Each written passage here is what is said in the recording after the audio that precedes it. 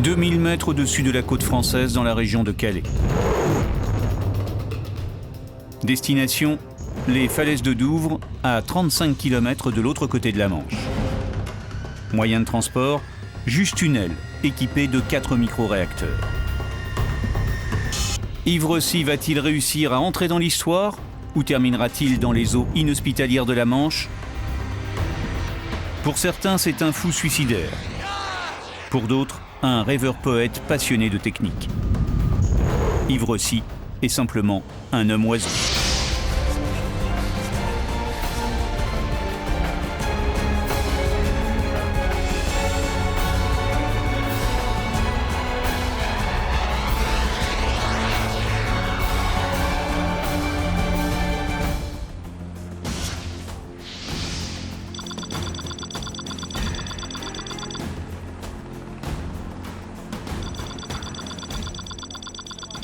C'est une première mondiale. Dans moins d'une heure, Yves Rossi, 49 ans, pilote de ligne chez Suisse, va tenter de traverser la Manche avec une aile à réaction. L'événement est retransmis dans 165 pays à travers le monde. Et en France, où il est diffusé en direct sur France 3. Vous êtes dans quel état d'esprit? Confiant? Alors je suis confiant parce que, en tout cas, à notre niveau, au niveau de l'équipe qui a préparé l'aile, moi je suis prêt. Pour l'instant, ça se présente bien. Tous les signaux sont au vert. Sur le tarmac, toute la presse internationale est là. How do you feel? Are you ready? I'm ready, a little bit under tension, but I'm ready, yeah. Good luck and Godspeed. We'll be watching. Thank you, I need it. De l'autre côté de la Manche, à Douvres, les curieux et les journalistes sont aussi présents. Dans quelques minutes, Yves Rossi va décoller à bord de cet avion et se jeter dans le vide à 2000 mètres d'altitude. Sans instrument, sans GPS, sans boussole, juste avec une aile, 4 réacteurs et l'envie folle de réaliser un exploit. De tout temps, la traversée de la Manche a fasciné les hommes et engendré les tentatives les plus folles. Parmi les dernières, en 2003, l'Autrichien Felix Baumgartner rejoint en vol plané la France depuis l'Angleterre avec une aile en fibre de carbone. En 1979, c'est un Américain, Brian Allen, qui réussit la traversée pour la première fois avec un avion à pédales. Des hommes audacieux, Louis Blériot. Et puis, il y a le plus célèbre de tous, Louis Blériot, qui le 25 juillet 1909 réussit à rejoindre l'Angleterre par la voie des airs. Peut-être qu'aujourd'hui, Yves Rossi va entrer lui aussi dans la légende des hommes qui ont traversé la Manche dans les conditions les plus extrêmes. Enfin, c'est ce que tout le monde croit. Tout est prêt. La retransmission en direct dans le monde entier a débuté depuis maintenant près de 3 quarts d'heure. Mais pour l'instant, l'homme oiseau est toujours au sol. Et depuis près de 3 minutes, il est même pendu à son téléphone.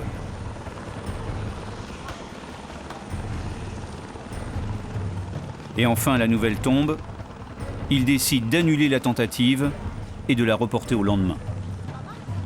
À Calais, il fait beau, mais à Douvres, depuis 10 minutes, des nuages bas ont envahi le ciel. En bon pilote, Yves Rossi accepte de prendre des risques, mais à condition de pouvoir les contrôler.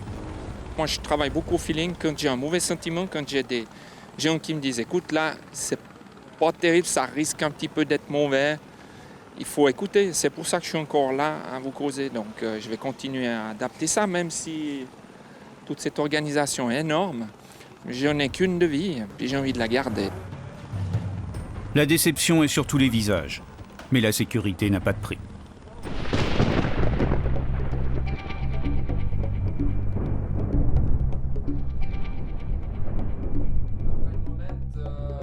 Yves Rossi est suisse et vit dans les environs de Lausanne. Lorsqu'il ne tente pas un exploit aérien, il exerce un métier plus conventionnel, celui de pilote de ligne. Il est commandant de bord chez Suisse International depuis 20 ans, après avoir entamé sa carrière comme pilote de chasse dans l'armée de l'air. Au total, il cumule 10 500 heures de vol, et sa passion est intacte, au point d'imaginer le rêve le plus fou, voler seul dans le ciel avec une aile à réaction. La concrétisation d'un rêve d'enfant. Les gamins sont fascinés par le vol, énormément de gamins. Et c'est un truc qui reste dans l'esprit après de beaucoup d'adultes aussi. Yves est né en 1959 dans la tranquille commune de Neuchâtel. Avec son frère aîné, il traverse une enfance confortable jusqu'à cette journée très particulière de 1972. Alors en fait, à 13 ans, j'ai eu l'occasion d'aller voir un meeting aérien à Gruyère. Et en fait, c'est là que j'ai eu le virus là. Et le virus, ce jour-là, c'est une démonstration spectaculaire de la patrouille de l'armée de l'air suisse.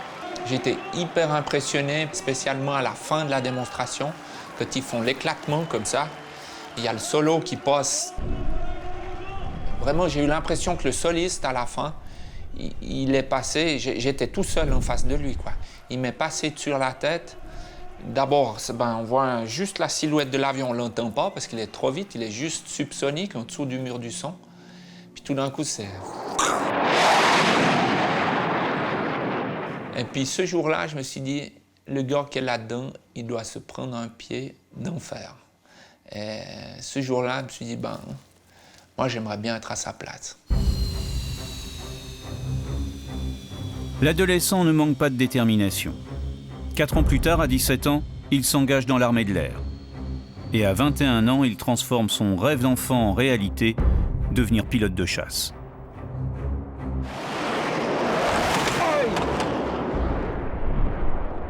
C'était tellement irréel, tellement fantastique que c'est vraiment quelque chose qui m'a toujours complètement rassasié d'émotions.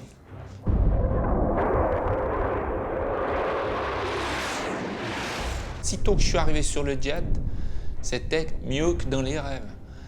C'était extraordinaire d'enfiler les vallées comme ça, de cette puissance, ce fait de glisser dans l'air. Je me l'imaginais, je le rêvais. Je me rappelle que je me promenais en vacances avec mes parents en montagne. Je m'imaginais, oh là, de Dieu, je pourrais passer au fond de la vallée et tout. Puis quand je l'ai vécu après en jet, c'était encore mieux que ce que je m'imaginais. Durant 6 ans, le jeune homme flirte avec les sommets des Alpes aux commandes de son Mirage. Et puis un jour, il a envie d'autre chose et décide de quitter l'armée. Je suis allé chez Swissair comme pilote civil. J'ai fait la formation de pilote de ligne qui a duré 1 année. Et puis là, je suis arrivé comme copilote sur DC-9, puis ensuite sur Jumbo. Puis j'ai fait ça en fait pour élargir l'horizon et découvrir un peu le monde grâce à l'aviation civile. C'était moins intéressant au niveau du vol. Par contre, c'était plus intéressant pour les à côté, les escales, le personnel de cabine, les hôtesses de l'air. Piloter un Boeing 747 lui procure un nouveau plaisir. Mais l'homme en veut encore plus. En volant des avions fantastiques comme le Mirage ou un Jumbo Jet, ce sont des avions fantastiques, mais ça reste des avions, ça reste des boîtes. On n'est pas en osmose avec le milieu dans lequel on se déplace. Et puis aussi, il y a l'aspect du contraste. Le contraste, en clair, descendre du cockpit d'un Boeing 747 pour réaliser le même jour un autre vol, bien moins commercial, mais bien plus physique. Que moi, j'avais envie de ressentir l'air. Et c'est pour ça que je me suis intéressé, que j'ai commencé de faire du delta et du parapente.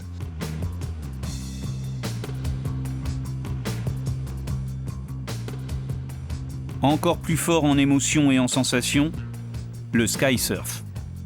Sauter à 3 ou 4 000 mètres avec un parachute et durant quelques secondes, surfer sur l'air. Et enfin, le stade ultime, l'invention de cette aile lui permettant de s'approcher du plus vieux rêve de l'humanité, voler comme un oiseau.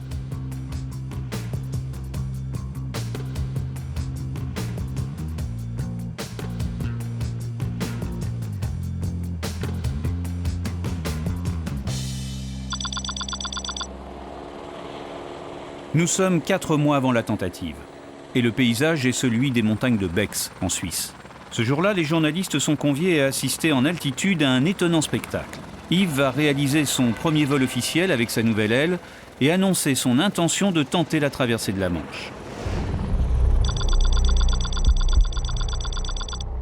2500 mètres plus bas, sur le tarmac de l'aéroport de Bex, avec son vieux complice Jean-Marc Colomb, ils finissent d'équiper le Pilatus, l'avion largueur. On est en train de mettre les protections de telle façon à ce que quand je démarre les réacteurs, le fond de l'avion qui commence à brûler.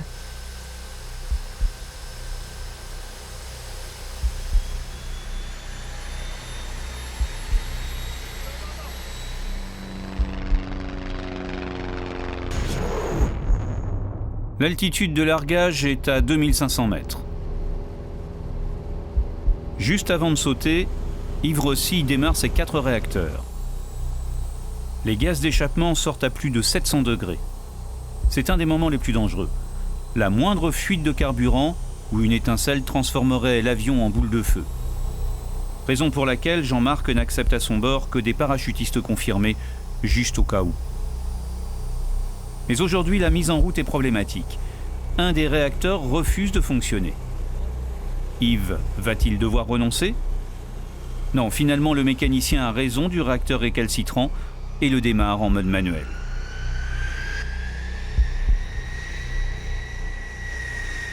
Quelques minutes de retard et le grand saut.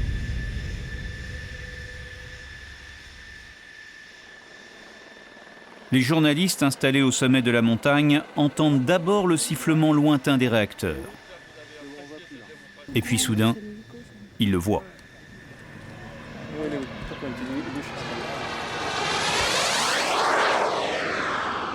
Ni homme, ni avion, ni oiseau, juste les trois à la fois. Un mélange de sang, de chair, de kérosène et de fibres de carbone.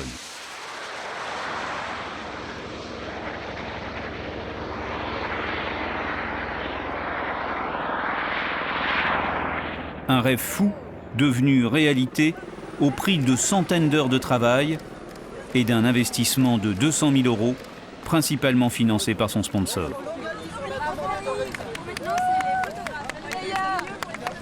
C'est du vol pur, quoi. Il n'y a qu'à penser, oh, tiens, je vais aller là, tac, et hop, je tourne, et ça tourne.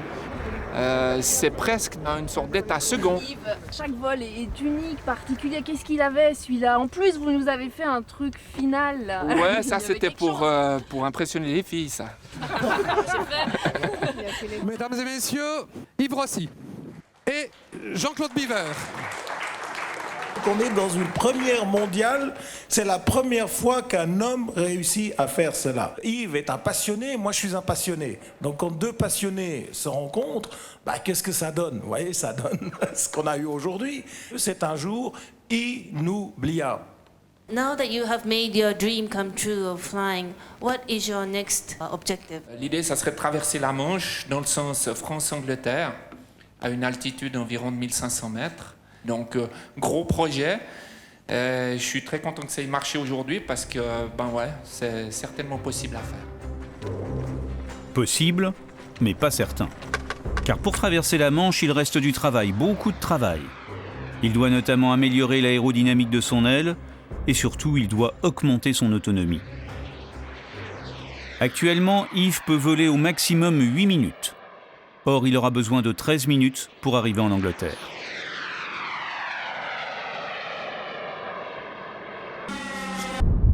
Voler est un rêve aussi vieux que l'humanité.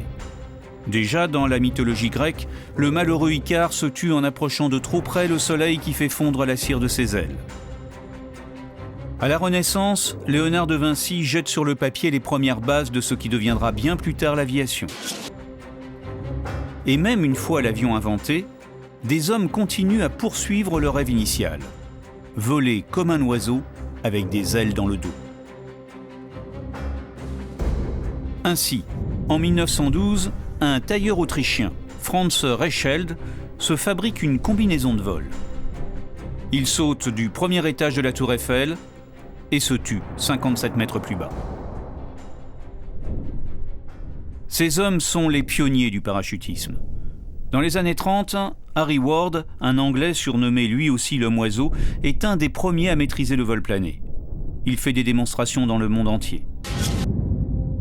Mais la poursuite du rêve ultime fut souvent mortelle. De 1930 à 1960, 72 tentatives furent fatales à leur initiateur. Le plus célèbre de ces hommes oiseaux est un Français, Léo Valentin. Il se tue en 1956 lors d'une tentative devant 100 000 personnes à Liverpool. Plus récemment, en 1998, Patrick de Gaillardon, une star du parachutisme, se tue à Hawaï lors d'un vol d'essai.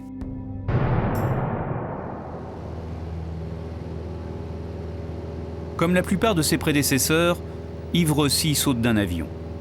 Toujours le plus haut possible. Pour lui, l'altitude est une sécurité. En cas de problème, elle lui permet d'avoir quelques précieuses secondes supplémentaires pour réfléchir et trouver la solution avant d'arriver au sol. Car la moindre difficulté peut être mortelle. Et des difficultés, Yves en a souvent rencontrées. À plus de 20 reprises, il a frôlé la mort.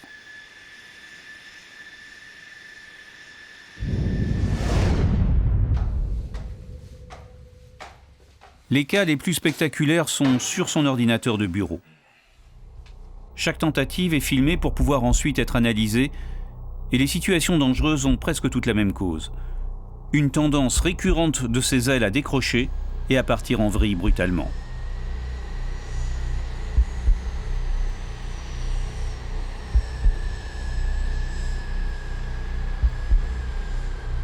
Juste à la sortie, je tombe en vrille gauche, ça tourne.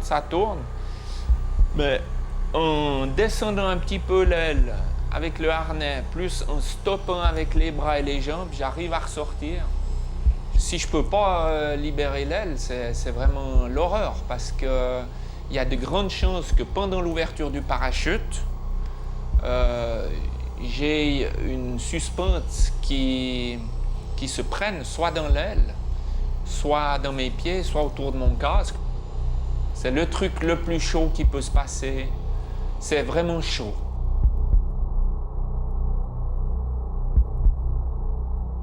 À plusieurs reprises, Yves a dû larguer son aile en plein vol à la suite d'un départ en vrille.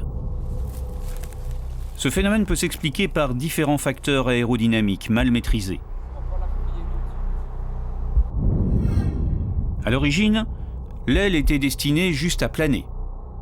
Puis Yves l'a agrandie et équipée de 2 réacteurs, puis de 4, sans jamais obtenir une meilleure stabilité. Au-dessus de la Manche, ce problème pourrait faire échouer la tentative. À 4 mois du jour J, il veut essayer de le régler et a recours aux grands moyens.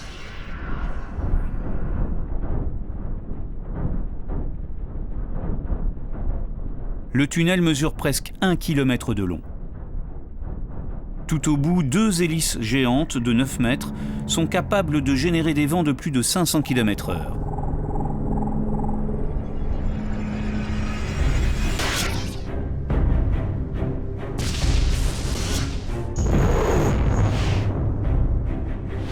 Nous sommes à Hemel, en Suisse, dans une soufflerie industrielle où sont généralement réalisés dans le plus grand secret les essais aérodynamiques de l'armée de l'air suisse, de prototypes d'avions civils et, plus étonnant, de skieurs olympiques.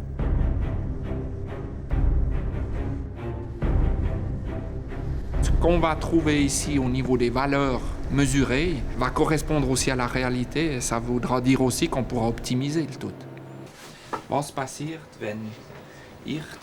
Yves explique à l'ingénieur la nature de son problème. Cette tendance à décrocher et à partir dans une vrille potentiellement mortelle. Il a un vrai problème de stabilité qu'il n'arrive pas toujours à contrôler durant le vol. Et il n'arrive pas à en comprendre l'origine.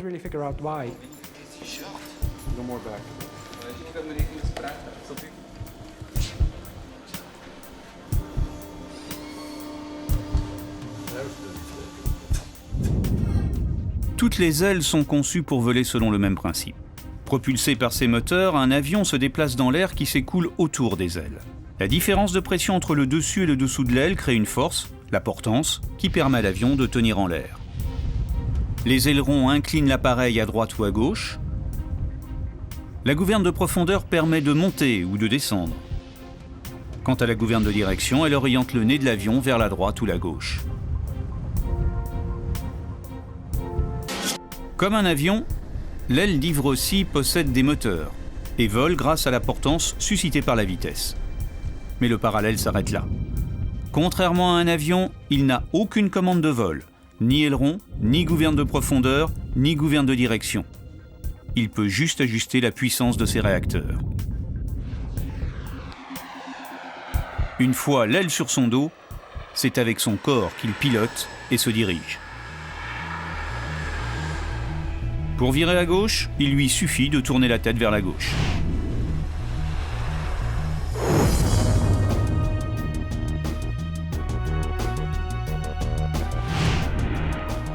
Ou vers la droite, s'il souhaite virer à droite.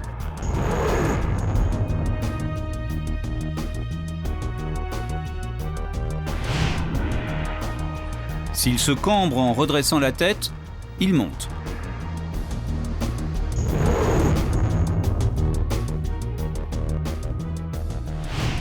A l'inverse, s'il baisse la tête en affaissant les épaules, il se met en descente.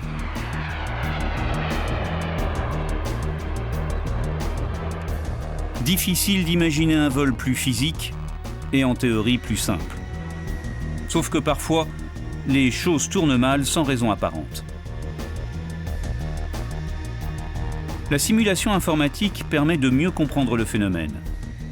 Yves cesse de voler, il décroche parce qu'une zone de turbulence se forme au-dessus de son aile, détruisant la portance et l'entraînant généralement dans une vrille.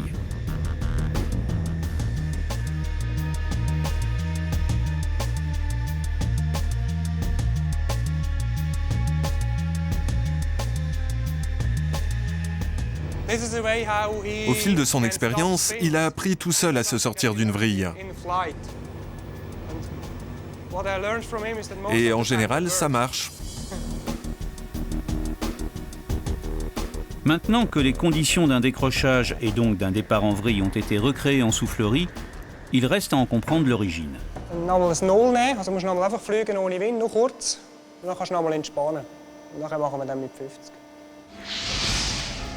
Les techniciens fixent sur l'aile de petits fils de tissu pour visualiser l'écoulement de l'air. Le recours aux ultraviolets permet une étude encore plus précise. Le vent artificiel est ensuite activé pour une vitesse de 250 km/h. Du côté gauche, tout va bien. Les fils restent droits et parfaitement parallèles. En revanche, du côté droit, les techniciens constatent des turbulences. Ah gut, vielleicht die trägt noch so. C'est l'origine que cherchaient Yves et Stéphane. Car une simple et modeste turbulence suffit à briser le fragile équilibre de l'aile.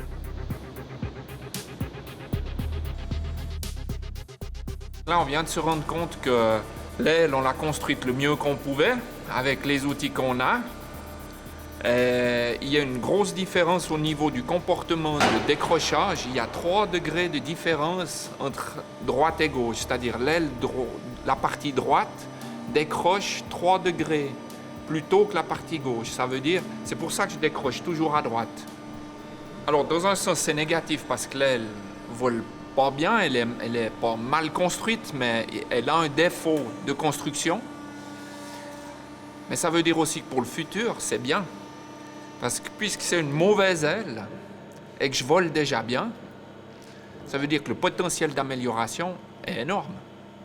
Ça veut dire que quand j'aurai une bonne aile, je volerai encore mieux. Ce sera d'enfer.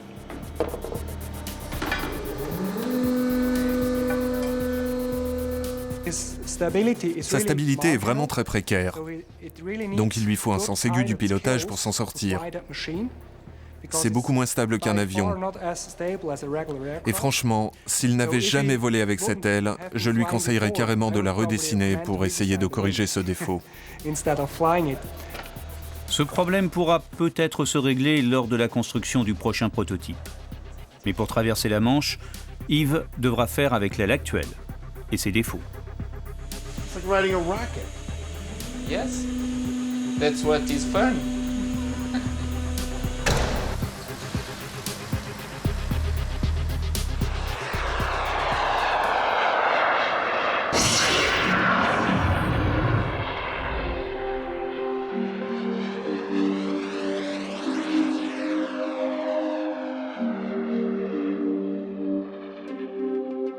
Quelques jours après les essais en soufflerie, nous retrouvons le pilote suisse dans un atelier d'aéromodélisme en banlieue de Genève. Le rêve d'Yves Rossi s'est matérialisé ici, il y a une douzaine d'années, au cœur de ce royaume des fibres composites de carbone et des modèles réduits. Mais après tout, son aile est une sorte d'avion en miniature. Yves a conçu et Alain a fabriqué. Au départ d'ailleurs sans certitude sur le résultat final.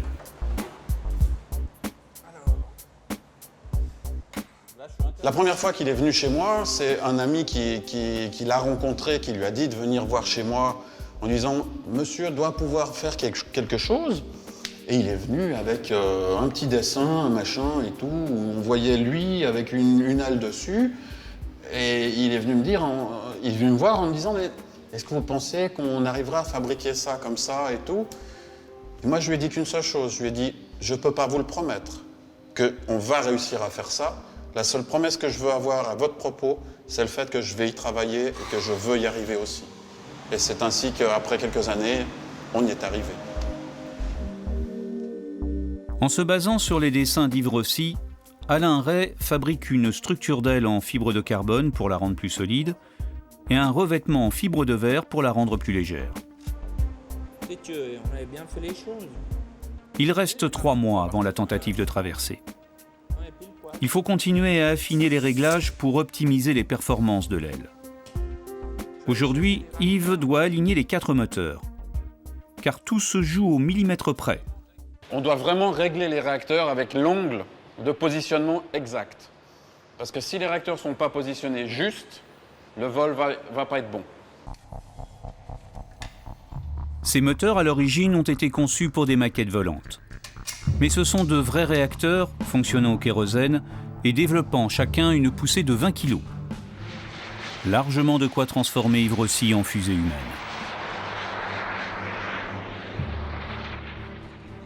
Pour être le plus précis possible dans le positionnement des 4 réacteurs, le réglage est réalisé à l'aide d'un laser.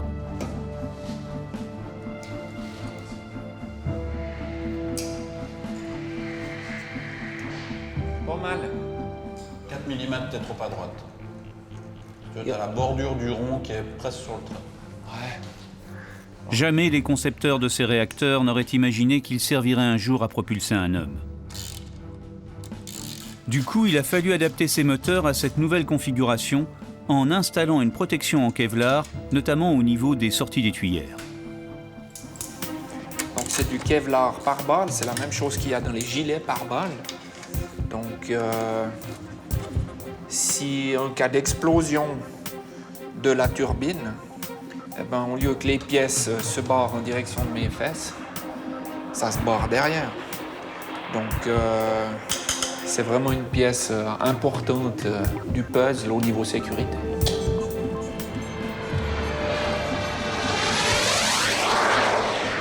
Lors de son dernier vol devant la presse il y a un mois, Yves a volé 8 minutes et 30 secondes et consommé tout son carburant. Or, pour traverser la Manche, il estime son temps de vol à 13 minutes. Il doit donc augmenter son autonomie de 4 minutes et 30 secondes, plus du tiers. Comme ça, je peux bosser un peu. Pour y arriver, il essaie d'abord d'améliorer l'efficacité de son système de carburant, basé sur 2 réservoirs de 13 litres. Il reste 1,3 litre par côté que je ne peux pas aspirer. C'est une sorte de plongeur qui fait que voilà, j'arrive pas à aspirer jusqu'à la dernière goutte. Alors maintenant, je vais changer le système pour vraiment pouvoir aspirer jusqu'à la dernière goutte. Voilà, t'as un bon demi-litre en tout cas. Ouais. Mais je suis encore étonné, ça a plus pompé que la dernière fois. Et comme toujours, la fabrication des pièces se fait maison. Je suis en train de faire le tuyau qui va aspirer le fuel dans le réservoir au point le plus bas. Parce qu'avec ça, l'idée, c'est de le plier de 90 degrés, de telle façon à prendre le fioul juste au bon endroit. Ce petit tuyau va lui permettre de pomper la totalité du carburant contenu dans les réservoirs et ainsi de gagner de précieuses secondes supplémentaires.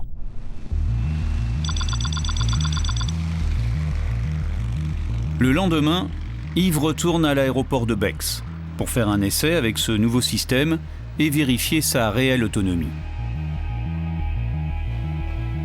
Comme avant chaque vol, il procède à un échauffement physique. Ce type de vol extrême exige une condition parfaite.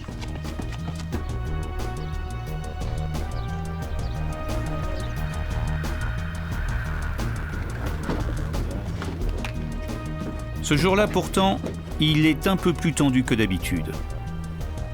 S'il n'arrive pas aux 13 minutes fatidiques d'autonomie, il va devoir augmenter la taille des réservoirs. Et pour cela, il faut redessiner l'aile et en fabriquer une nouvelle. Impossible avant la fin septembre, date prévue pour la traversée de la Manche.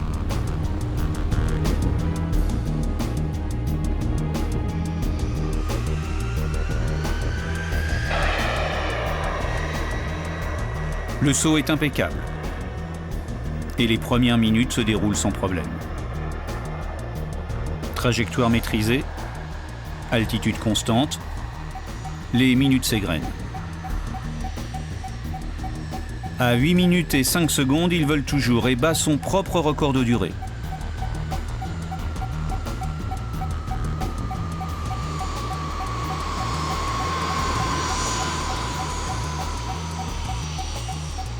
À 10 minutes, les 4 réacteurs fonctionnent toujours à plein régime.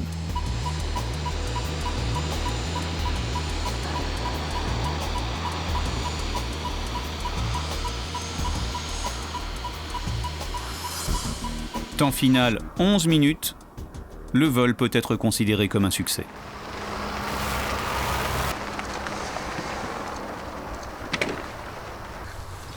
Être un peu près. Fantastique, 11 minutes. Ça veut dire que, bon, puis j'étais super stable, je suis très content, j'ai eu aucune oscillation, rien, super stable. Puis 11 minutes, ben, ça veut dire normalement sur la Manche, 120, je devrais en avoir 12. Puis là, j'ai encore pour pratiquement 3-4 litres que je peux mettre dedans. Ça veut dire 2 à 3 minutes de plus. Ça veut dire que c'est jouable, quoi. Donc, génial. Là, c'est le plus long vol que j'ai jamais fait, 11 minutes. Non, ça fait plaisir, là. Ça vient bon. Et pour gagner les 2 ou 3 minutes supplémentaires sans avoir à reconstruire l'aile, Yves a peut-être trouvé la solution. Supprimer le fumigène habituellement utilisé pour permettre aux spectateurs de le suivre dans le ciel et reconvertir les 2 petits réservoirs pour embarquer du carburant supplémentaire. Ainsi, peut-il encore gagner 2 minutes.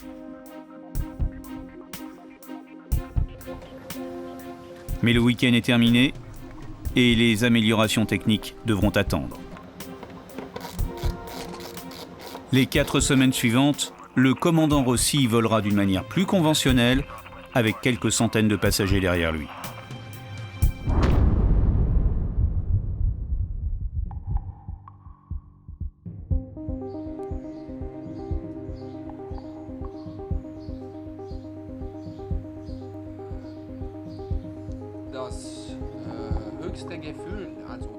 Yves Rossi consacre sa vie à sa passion. Toute sa vie. Une passion débordante qui l'occupe 24 heures sur 24 et peu à peu a envahi toute la maison, du garage au salon.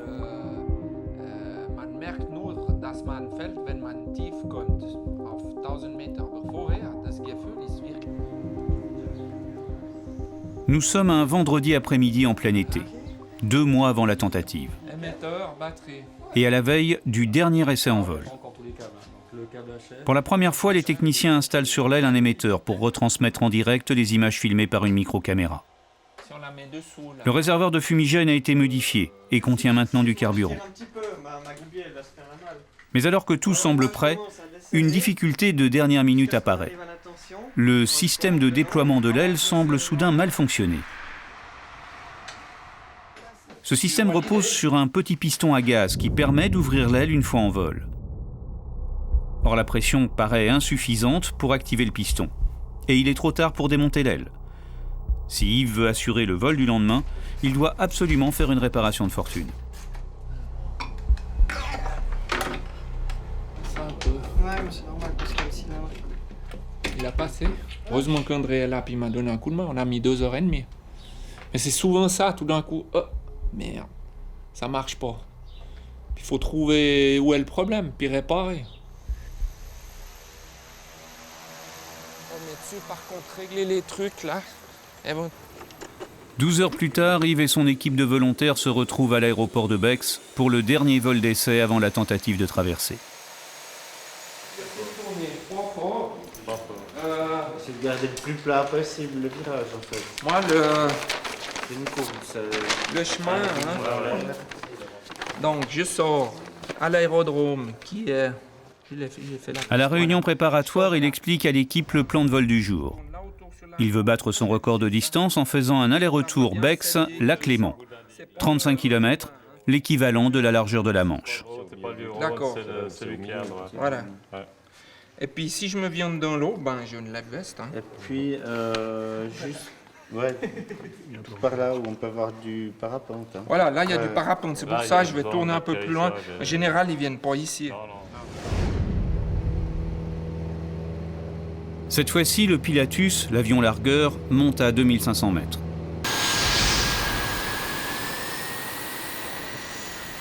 Tout se passe bien, l'aile s'ouvre normalement et Yves met plein gaz. Il réussit même à regagner un peu d'altitude quand soudain, quelque chose ne fonctionne pas et c'est la vrille quasi instantanée. La perte d'altitude est brutale. Il essaie de stabiliser l'aile, mais c'est impossible. Seule solution, couper les 4 moteurs et ouvrir son parachute. Il survole une autoroute et réussit à se poser dans un champ de maïs à peine 10 km de l'aéroport.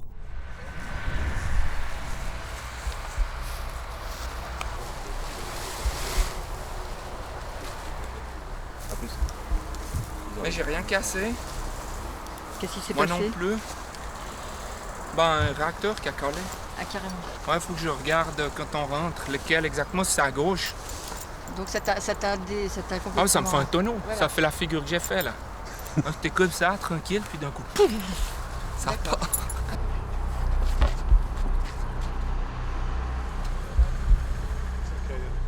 De retour à l'aéroport, il faut essayer de comprendre l'origine du problème. Déjà, ils sont tous la même chose. Mais il coupe d'un coup ou il ralentit d'abord avant de couper? Non, il coupe d'un coup. D'accord. Ce qu'il y a eu, les réacteurs ont démarré très bien, donc ça s'est très bien passé au niveau dans l'avion. La sortie impeccable, très stable, bien plongé, accéléré, gentil, tout. Je suis remonté un petit bout, je me suis mis en palier. Le Pilatus était là, tout baignait, quoi. Pour moi, c'était bon, là. C'était parti pour les 13 minutes, tout était super. Et en gros, 1 minute après, tout d'un coup, je suis parti en tonneau à gauche. Voilà, j'ai vu qu'en tout cas à gauche, il y avait un réacteur qui ne fonctionnait plus, donc pour moi c'était OK, c'est fini. J'ai coupé tous les switches qu'il fallait pour éteindre les réacteurs. Je suis parti en vol plané et puis j'ai ouvert mon parachute, choisi un terrain, puis j'ai posé. Voilà. La première réaction, c'est... Merde. Ouais, salut Roman, Yves. Ce premier test d'autonomie sur 35 km est clairement un échec. Et il compromet la traversée de la Manche si l'origine du problème n'est pas rapidement identifiée. Yves décide alors de retourner chez le fabricant des moteurs à Staufen en Allemagne. C'est le seul endroit où il a une chance de trouver l'explication à l'arrêt inopiné d'un des réacteurs. Gut, ich denke, wir gehen von hier direkt rüber in die Werkstatt dann. Et de fait, les techniciens découvrent un problème d'interférence entre l'émetteur vidéo et l'électronique des réacteurs. Ils ont analysé le problème et c'est à la sortie de l'antenne de cet émetteur, il y a des ondes qui interfèrent avec l'électronique de mon réacteur gauche. C'est ce réacteur qui a calé la dernière fois. Et en étant trop près de cette électronique, il y a un magnétisme, un champ magnétique qui est formé, qui gêne. Donc, on va déplacer cet émetteur le plus loin possible de l'électronique des réacteurs. Il y en a une là, c'est-à-dire on va la mettre là au bout. Et là, il y aura encore l'antenne. Donc voilà, après il faudra retester en vol pour être sûr que ça fonctionne. Donc on le laissera là. Ouais. C'est un contretemps fâcheux dans la préparation de la traversée. Un nouveau vol d'essai est obligatoire et ce n'était pas prévu. Yves va devoir jongler avec son planning de commandant de bord pour trouver le temps de refaire un test.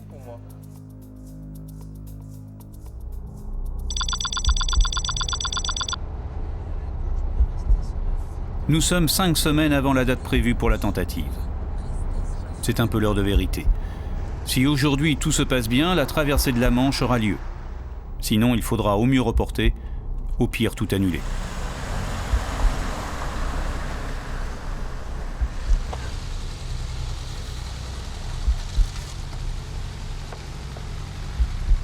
Maintenant, tu peux fermer la porte. Merci. Avant le saut, la tension cette fois est forte, palpable. Yves le sait, ça passe ou ça casse.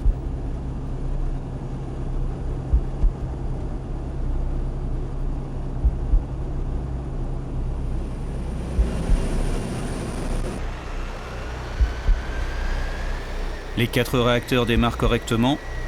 Jusque-là, tout va bien.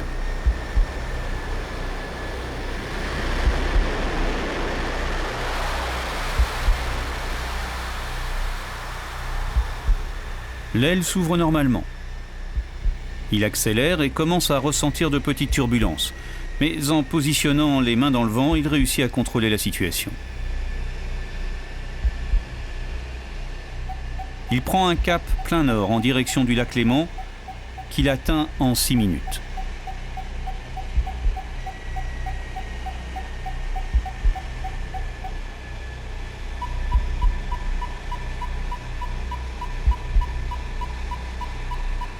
Il doit maintenant faire prudemment demi-tour au-dessus du lac. En cas de problème, s'il tombe à l'eau, il n'y a pas de bateau de secours pour venir le repêcher.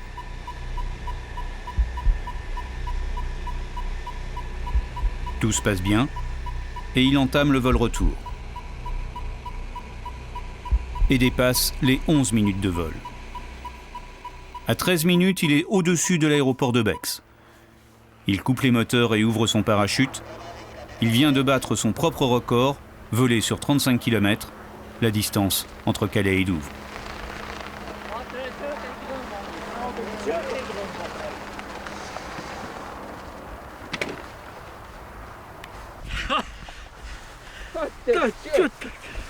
Hey, c'est bon là. Hey.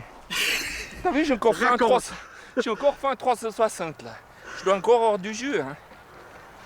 Super. Bravo, c'est génial. Putain, grand, tu l'as fait. Ouais. T'étais juste là-bas. Après, j'ai continué, je me concentrais. Regarde bien loin, regarde ton parterre.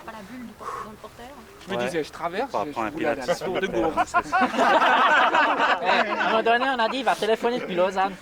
Non, mais j'en ai presque plus. Et hop, demi-tour, mais bien large. Cette fois-ci, le succès est total.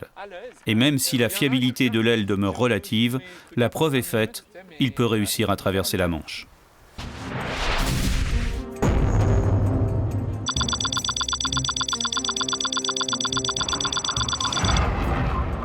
Mesdames, Messieurs, bonjour.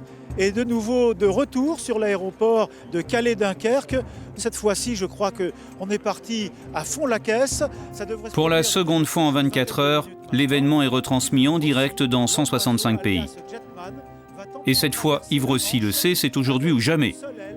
Et pour l'instant, les choses se présentent bien. J'ai été parler à la mère, qu'elle soit sympa avec moi aujourd'hui. J'aime bien avoir une relation avec les éléments de respect. Et je suis allé de l'autre côté pour prendre un petit peu l'odeur de la terre.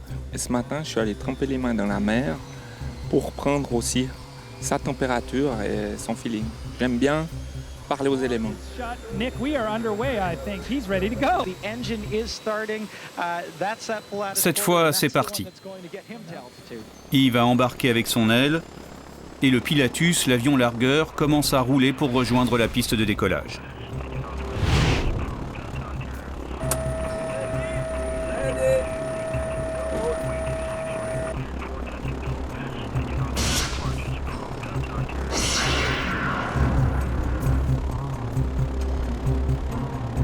Les conditions météo sont optimales des deux côtés de la Manche.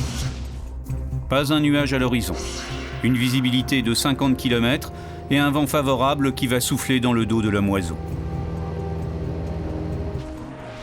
À Douvres, les chaînes de télévision et les photographes ont braqué leur objectif vers l'est, vers les côtes françaises. Après l'échec de la veille, tout le monde a conscience du niveau de difficulté de la tentative. La réussite est loin d'être une certitude. L'avion s'est stabilisé à 2000 mètres d'altitude.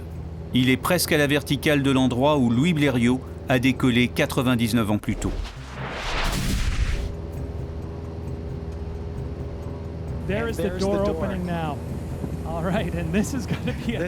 Les 4 réacteurs démarrent, les uns derrière les autres.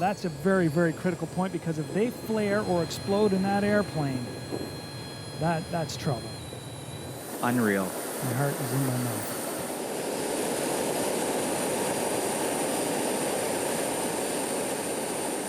Et c'est le grand saut. Quelques secondes de chute libre, le temps d'acquérir de la vitesse. L'aile s'ouvre normalement. Et l'homme-oiseau prend son envol au-dessus de la Manche.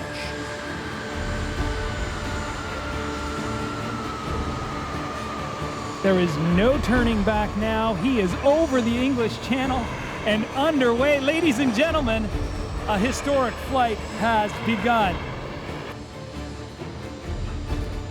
Yves commence à accélérer pour prendre sa vitesse de croisière. Une vitesse d'autant plus élevée qu'en altitude, un vent d'une quarantaine de km/h le pousse vers l'Angleterre.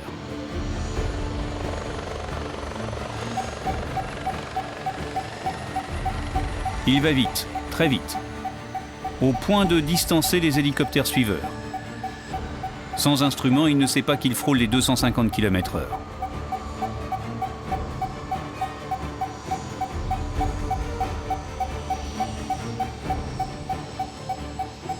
La navigation est facile, la visibilité est excellente et dès le début du vol, Yves voit les côtes anglaises, les falaises de Douvres et devine son point d'atterrissage.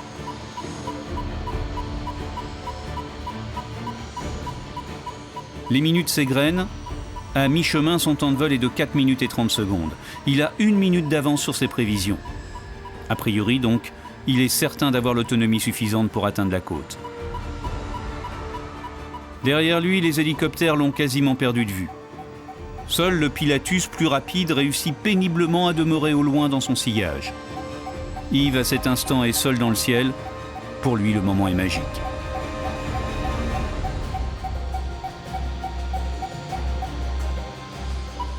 Si le vent se maintient, il va atteindre Douvres en moins de 9 minutes.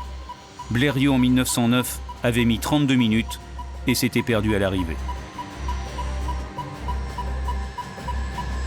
We've just gotten word now, sorry Nick, that he is over land. He has crossed the English Channel. Mais le vent qui fut jusqu'à présent un allié se transforme en adversaire. En parachute, Yves ne peut pas atterrir avec un vent supérieur à 20 km/h. Or au sol, il souffle à 18 km/h. L'approche et le poser ne sont donc pas sans risque. D'autant que les 50 kg d'équipement constituent maintenant un poids mort qui accélère sa descente. Au sol, les journalistes parlent déjà de succès. Il a réussi à traverser la Manche en 8 minutes et 30 secondes. Mais encore faut-il pouvoir se poser. Le vent l'entraîne au-dessus de la campagne anglaise.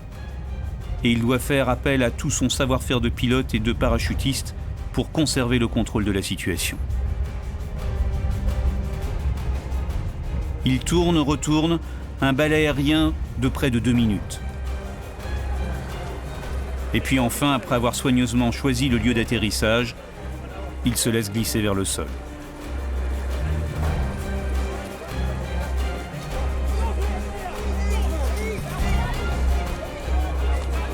Yves Rossi vient d'entrer dans l'histoire.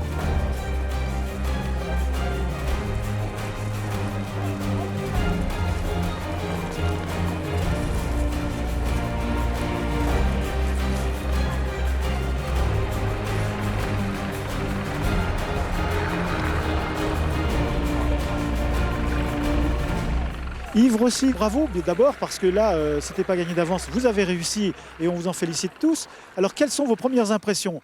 D'abord, quand vous étiez en vol, à quoi vous avez pensé là ?